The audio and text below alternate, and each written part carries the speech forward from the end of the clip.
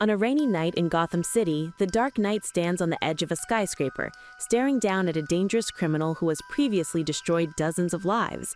In his hands lies the power to end this evil forever with a single push.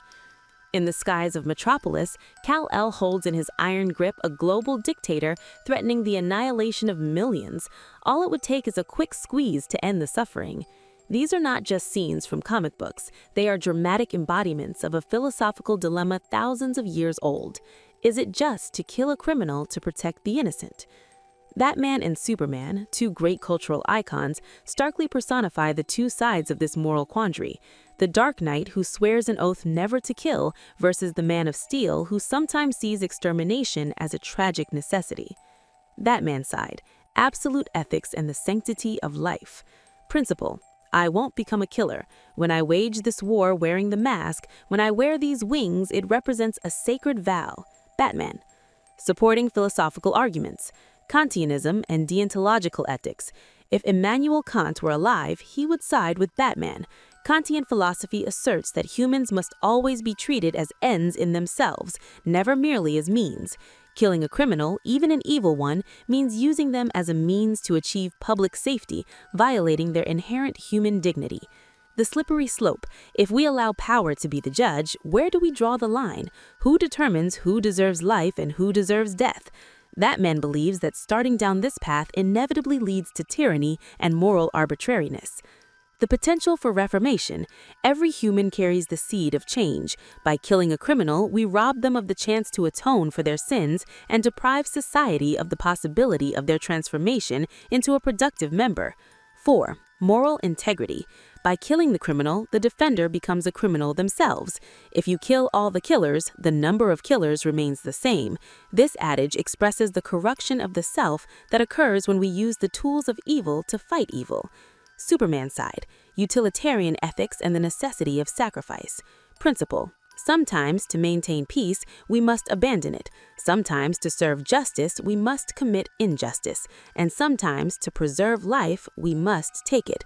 Superman in some interpretations. Supporting philosophical arguments. Benthamite utilitarianism. Jeremy Bentham and John Stuart Mill would stand with Superman. Utilitarian philosophy judges the morality of an action based on its outcomes, the greatest happiness for the greatest number. Killing one criminal to save hundreds of innocents becomes a moral duty. The responsibility to protect. With great power comes great responsibility. Superman, with his extraordinary abilities, bears the responsibility to protect humanity as a whole. Abandoning that responsibility on the grounds of absolute principles could itself constitute a betrayal of that very duty. Moral realism. In a world full of villains like the Joker or Darkseid, where threats endanger humanity's very existence, ethics must be flexible enough to confront extraordinary evils. 4. Retributive justice. When a criminal's crimes are heinous and there is no hope for reformation, their removal becomes necessary to achieve justice for the victims and their families. In the end, there may be no definitive answer. Perhaps wisdom lies in finding a balance between the two positions. 1. The principle of limited exceptions. It might be logical to adopt Batman's stance as a general rule, while allowing for exceptional exceptions in cases of genuine existential threats that cannot be contained by any other means. 2. A hierarchy of measures. Begin with attempts at reformation and imprisonment, escalating to harsher options only after all alternatives are exhausted. 3. Contextual importance. The decision may depend on the nature of society, the development level of its judicial system, and the severity of the threat. 4. Moral humility. Perhaps the real problem lies in complete trust in any single approach. Humility in judgment and constant doubt about the correctness of our decisions might be the most ethical stance. The question remains hanging.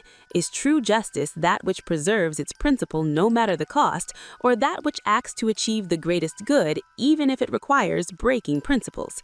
In our real world, where there are no superheroes, but there are real crimes and judicial systems, this dilemma is presented every day in courtrooms and criminal policy decisions. Perhaps the greatness of this story lies in the fact that it pushes us to think without offering easy answers. What do you think? In a battle between principle and outcome, where do you stand?